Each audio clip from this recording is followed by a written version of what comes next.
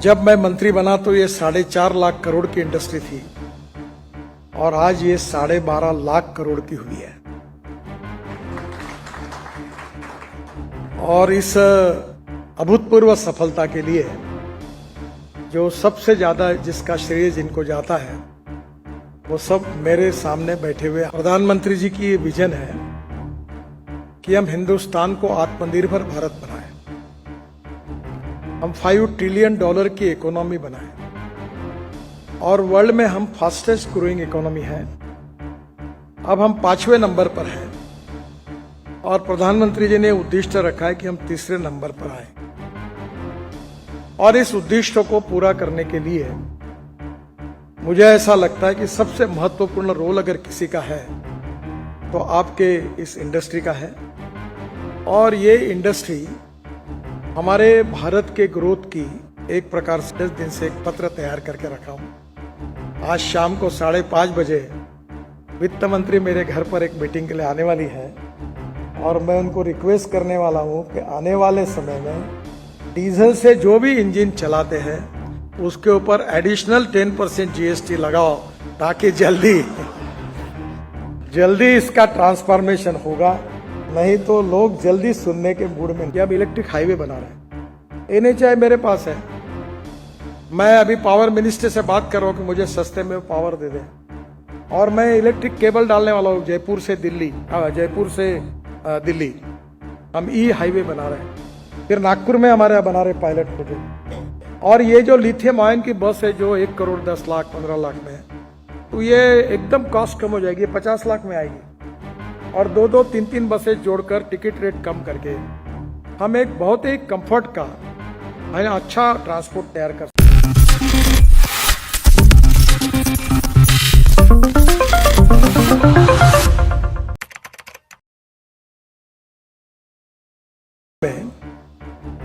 हमारी automobile industry world में 7वें number पे थी और आप सबके प्रयासों के कारण अब ये इंडस्ट्री हम 3रे नंबर पर आए हैं।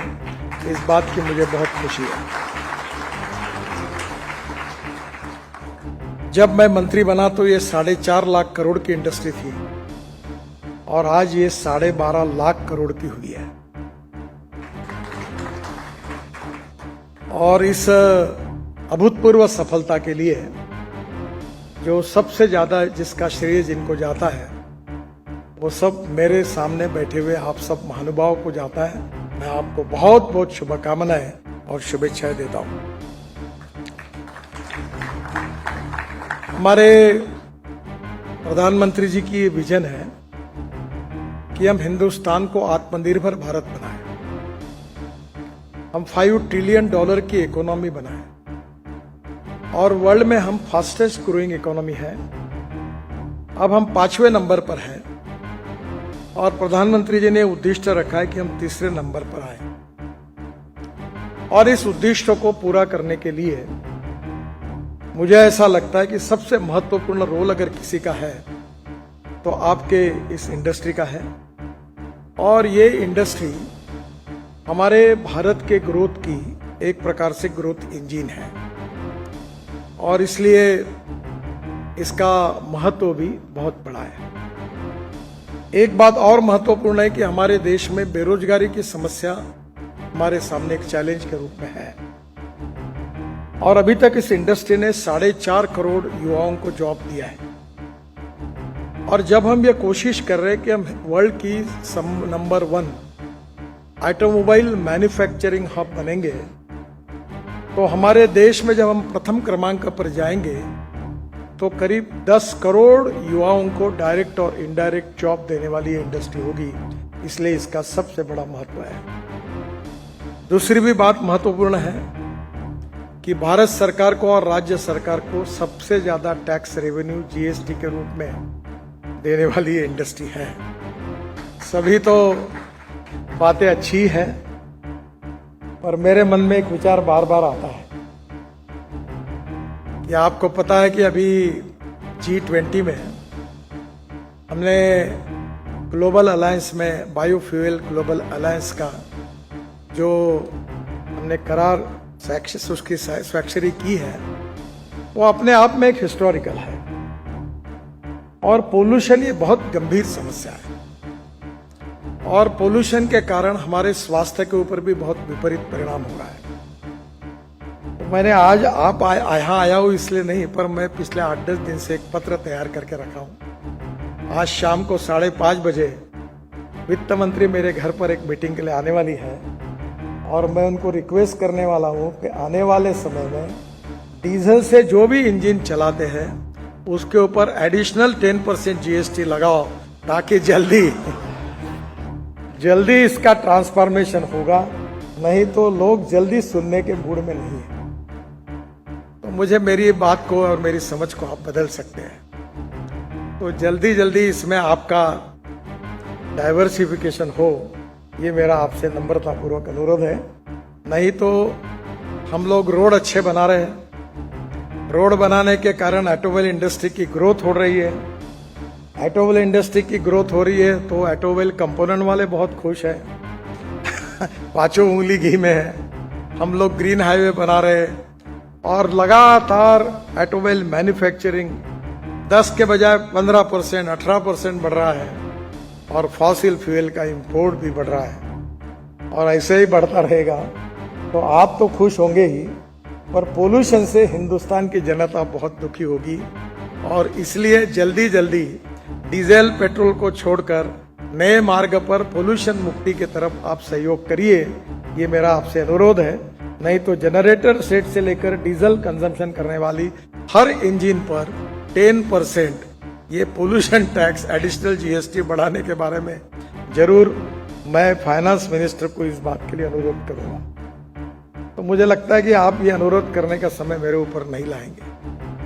कोई भी बात जो होती है आउट ऑफ बॉक्स होती है, it is very difficult to convince the people, it takes long time to convince the people. और इसलिए आज मुझे ऐसा लगता है कि this is the appropriate time. और ये कोई कठिन बात नहीं, कोई रॉकेट साइंस नहीं है। This is already everywhere in the world, the technology is available. और इसलिए मैं आप सब लोगों को अनुरोध करूंगा कि डीजल पेट्रोल से जल्दी मुक्ति देने के लिए आप सुमोटो इनिशिएटिव लेकर आप हमें सहयोग करिए, ये भी नम्रतापूर्वक अनुरोध आप सबसे करना चाहता हूं। हमारे देश में 35 करोड़ रजिस्टर्ड व्हीकल है ऑन रोड, और ग्रोथ रेट है 10%। इंडस्ट्री 12.5 लाख करोड़ की हुई है, और ये खुशी की बात है कि 4 लाख करोड़ का हमारा एक्सपोर्ट है, और मैन्युफैक्चरिंग GDP 40% है। ओवरऑल GDP कंट्रीब्यूशन 6.5% है। और ये पहली बात हुई कि 22-23 में highest ever 39 lakh passenger vehicles sold in 2022-23, और ये एक बहुत बड़ी अचीवमेंट है। इसके लिए भी मैं आपको धन्यवाद देता हूं। We are the 6th largest manufacturer of commercial vehicle in the world, और हमने 9.62 lakh unit of commercial vehicle sold in 2022-23। ये भी अपने आप में एक रिकॉर्ड है, और मुझे लगता है इसका धीरे धीरे हमारा एक्सपोर्ट भी बढ़ेगा, जिसमें निश्चित रूप से हमें इसका फायदा होगा। अब आप बोलोगे कि ये नया कुछ ना कुछ लाते रहते हैं। अब अप्रैल 2023 में इंडस्ट्री को BS6 फेज 2 इमिशन नॉर्म्स की तरफ कैटेगरीज ऑफ व्हीकल्स में आगे जाना है। ये आप चाहेंगे तो कर सकते हैं। मुझे एक हमारे टीचर ने, मैं जब स्विमिंग पढ़ता था तो मुझे बड़ा डर था, तो एक दिन मैं ऐसे ही खड़ा था, वो पीछे से आया और उसने मुझे ढकेल दिया, और जिस दिन ढकेल दिया उस दिन मैं स्विमिंग सीख गया। तो मैं ढकलने का ही काम केवल करता हूँ। तो और मुझे पता है कि आप बहुत अच्छे स्विमर हो, और आप पानी में उतरने के बाद तो आप अवार्ड मिलाने वाले हो। तो इसलिए मैं आपको ये कहूँगा, ये BS6 फेज 2 के लिए आप जरूर सहयोग करिए, उसकी भी तैयारी करिए। एक खुशी की बात है, इन 2014 डीजल पैसेंजर व्हीकल शेयर था 53%, और 2023 में डीजल कार का शेयर हो गया 18%। ये बहुत अच्छा लक्षण है। आप डीजल का प्रोडक्शन कम करिए,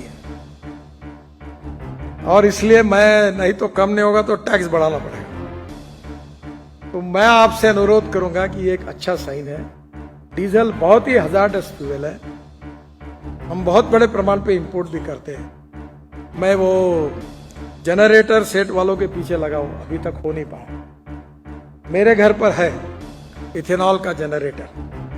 तो आप ये जब स्कैनिया की बस अगर 100% इथेनॉल पर चल सकती है, वो पेट्रोल इंजन है, तो डीजल का ट्रक और बस क्यों नहीं इथेनॉल पर चल सकती? इलेक्ट्रिक पर तो चलती है, अब एलएनजी पर चल रही है, अब सीएनजी पर चल रही है, अब हाइड्रोजन पर आ रही है, तो इथेनॉल पे क्यों नहीं चल सकती? तो डीजल को बाय कैसा भी करके आप बाय बाय करिए। मैं आपको ये बहुत नम्रतापूर्वक रिक्वेस्ट से करूंगा, नहीं तो BS6 जैसा डीजल का भी हाल ऐसा ही होगा कि बस आप करते रहिए, हम इतना टैक्स बढ़ा देंगे कि आपको बेचना मुश्किल हो जाएगा। तो ये डीजल व्हीकल को आप ही सुमोटो इनिशिएटिव लेकर आप कर भी रहे हैं, इसीलिए 18% पे आया।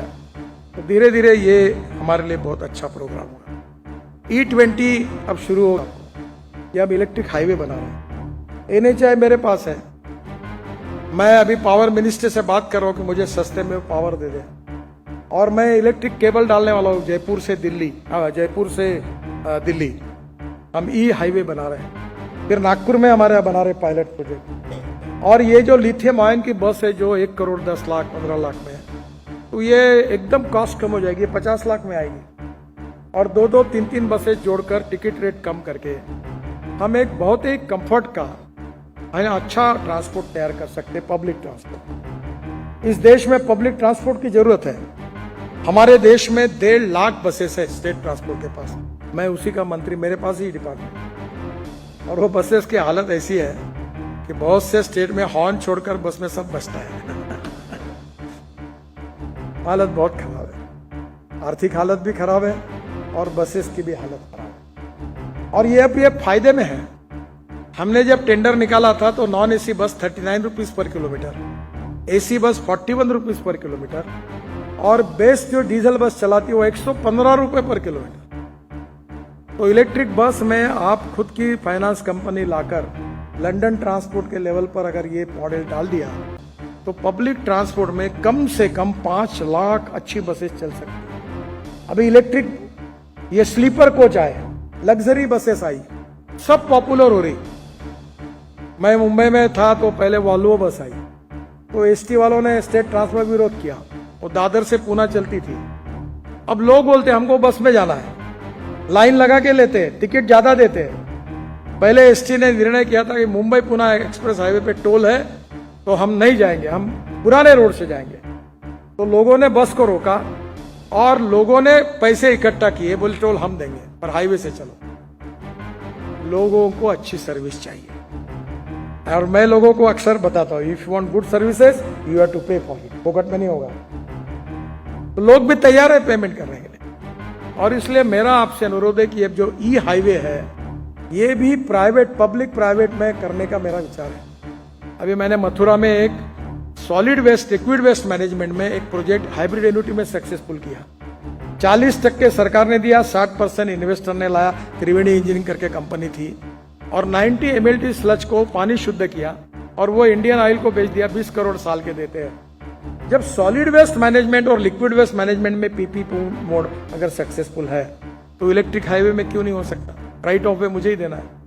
तो मैं आपसे अनुरोध करूंगा इसमें भी आप जरूर आइए। अब डबल डेकर बस भी इलेक्ट्रिक पे आई है और निश्चित रूप से लग्जरी बसेस भी आ रही है, तो इसमें आप लोग ज्यादा इनिशिएटिव लीजिए ताकि पब्लिक ट्रांसपोर्ट को प्रायोरिटी देना देश की बहुत बड़ी आवश्यकता है। आप सबको आपने 12.5 लाख करोड़ तक पहुंचाया है, आगे हम नंबर 1 पर जाने हैं। आप निश्चित रूप से आपके प्रयासों के साथ हम नंबर 1 पर जाएंगे, इस विश्वास के साथ आपको बहुत बहुत शुभकामनाएं देता हूं, शुभेच्छाएं देता हूं। धन्यवाद, नमस्कार।